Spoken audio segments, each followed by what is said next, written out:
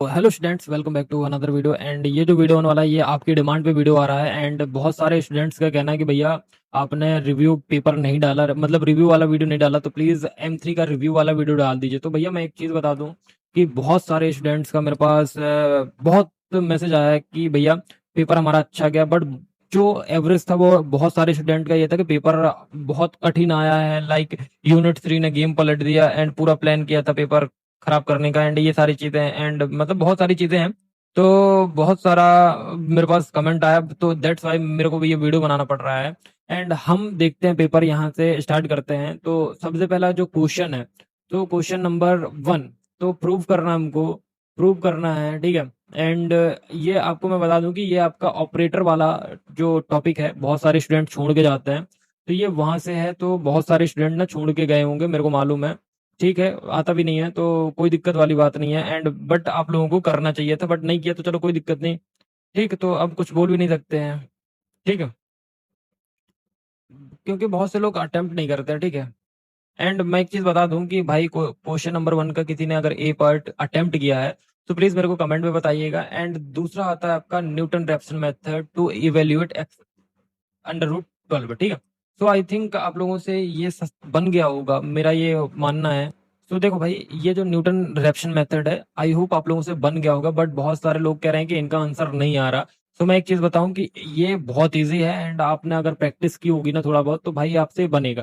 ठीक है। तो देखो, हम पासिंग मार्क्स का कैलकुलेट करते हैं। देखो यार, चलो आंसर नहीं आया तो एटलीस्ट 3 नंबर तो मिलेंगे ना। अगर आपने, देखो मैं एक चीज बताऊं, मैं यहाँ पे क्लियरली बात करूंगा, घुमा फिरा की बात नहीं करूंगा। जिनका आंसर आ गया है तो उनके लिए अच्छा, बट जिनका आंसर नहीं आया तो उनको 3 या 4 नंबर तो मिलेगा ना, क्योंकि ऊपर के अगर स्टेप सही है आपके आंसर के ऊपर तक के, तो आपको नंबर मिलेंगे ना, भले ही आंसर का 2 मार्क्स काट ले टीचर। ठीक है।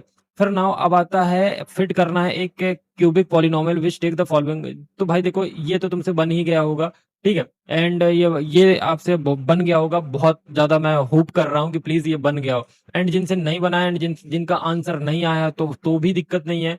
तो अगर मान लो इसमें भी 4 या 5 मार्क्स मिल गए तो भाई 7-8 मार्क्स हो गए। ठीक है। एंड जिनसे बन गया है तो बहुत अच्छी बात है, बट ये बनने लायक क्वेश्चन थे ये दोनों, पहला और दूसरा, न्यूटन रेफसन मेथड और आपका फिट क्यूबिक करना पॉलिनोमियल, तो ये बनने लायक क्वेश्चन थे। फिर एक क्वेश्चन आता है, कौन सा है ये आपका, सिम्पसन रूल वाला, 1/3 रूल, एंड इसमें करेक्ट करना। तो देखो भाई, इस पे बहुत सारे स्टूडेंट्स का कहना है कि भैया हमने क्वेश्चन तो कर दिया था, बाद में करेक्शन कराया गया, लाइक ऐसा वैसा। तो भैया देखो, ये बात सच है कि बाद में कराया गया है, बट आपको करके जाना चाहिए था। लेकिन अब भाई बताओ, इतना कठिन क्वेश्चन आ गया है तो अब क्या ही बोल सकते हैं। अब जैसे उसने देखो यहाँ पे log E7 बोल दिया। ठीक है। तो लेकिन यहाँ पे क्या है कि मतलब आपका लिमिट है 1/x dx, एंड ये लिमिट मेरे को दिख नहीं रहा है क्या है। ठीक है। अब बच्चे को समझ में ही नहीं आ रहा पहले log E में कहाँ वैल्यू पुट करना, क्या सारी चीज करना। तो भाई देखो, आपको बन जाना चाहिए था, लेकिन ये थोड़ा सा बहुत घुमा फिरा के दे दिया। तो भाई जितना आपने सॉल्व कर दिया तो आपको 2-3 मार्क्स तो मिल ही जाना चाहिए।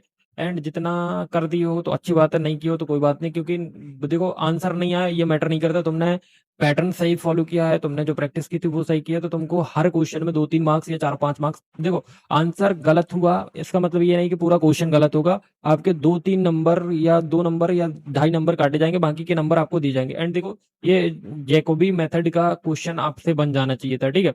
जैकोबी मेथड का अगर प्रैक्टिस किए होगे तो आपका बन जाना चाहिए। अब आते हैं टेलर सीरीज में।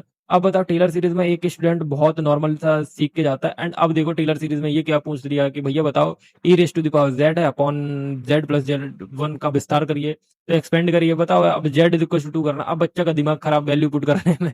तो भाई देखो, अब ये सारी चीज तो हो गई है, तो अब क्या बोला। अब देखो, मिलेंस थ्योरम है एंड मिलेंस मेथड है। ठीक। और देखो, ये जो मिलेंस मेथड है ये तो बन ही गया हुआ है, इसके तो मैं 7 मार्क्स कैलकुलेट कर रहा हूँ। ठीक है। एंड नाउ अब हम जाते हैं बी पार्ट पे। तो अब जो अब देखो, जो क्वेश्चन नंबर 4 का भी है, तो बहुत सारे स्टूडेंट्स का कहना है कि भैया ये क्वेश्चन ही नहीं हमें समझ में आया। तो हो जाता है, मतलब अब देखो, सबसे बड़ी चीज पता है क्या है, बुरा मत मानना, मैं सीधे बताऊं कि अपन लोग ना इम्पोर्टेंट एंड मैथमेटिक्स को एक रात में पढ़ के जाना, तो ये देखो, ये चीजें मैथमेटिक्स में काम नहीं आती है भाई। कभी कभार तुक्के लग जाते हैं, बट हमेशा तुक्के नहीं लगते। अब देखो, इसमें सॉल्व करके ऑपरेटर वाला क्वेश्चन आ गया, आपको गिवन दिया गया है एंड कंडीशन दी हो गई। अब बहुत से लोगों से नहीं बना, बहुत से क्या 99% लोगों से नहीं बना है। ठीक है। तो इसका मार्क्स अपन काट देते हैं। ठीक है। एंड अब बात करते हैं ये आपका रुंजकुत्ता फॉर्मूला फॉर फोर्थ ऑर्डर। तो यहाँ पर डिफरेंशियल इक्वेशन दिए गए, एंड ये तो बन ही गया होगा, तो 7 मार्क्स नहीं तो कम से कम 6 मार्क्स तो मैं मान के ही चलता हूँ। ठीक है। एंड नाउ इसका जो है निक्लॉन्सन मेथड, तो इसका देखते हैं।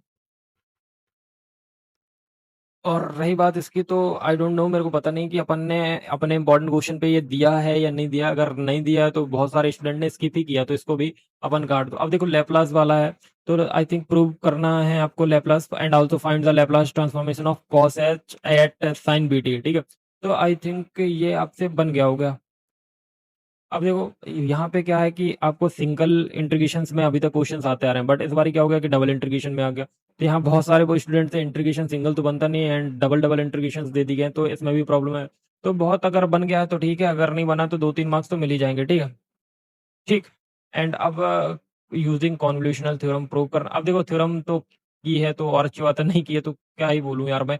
मतलब पेपर तो टफ है भाई। एंड देखो, अब मैं आपको एक चीज़ बता दूं कि एंड कॉन्वोल्यूशनल थ्योरम का तो तुम लोग कर ही लिए होगे एंड मेरे को मालूम है। एंड दूसरा चीज़ लेप्लास ट्रांसफॉर्मेशन का ये है, एंड ये भी बन गया होगा तुमसे, ठीक है। मेरे को इतना भरोसा है आप लोगों पे कि ये आपसे बन गया होगा, ठीक है।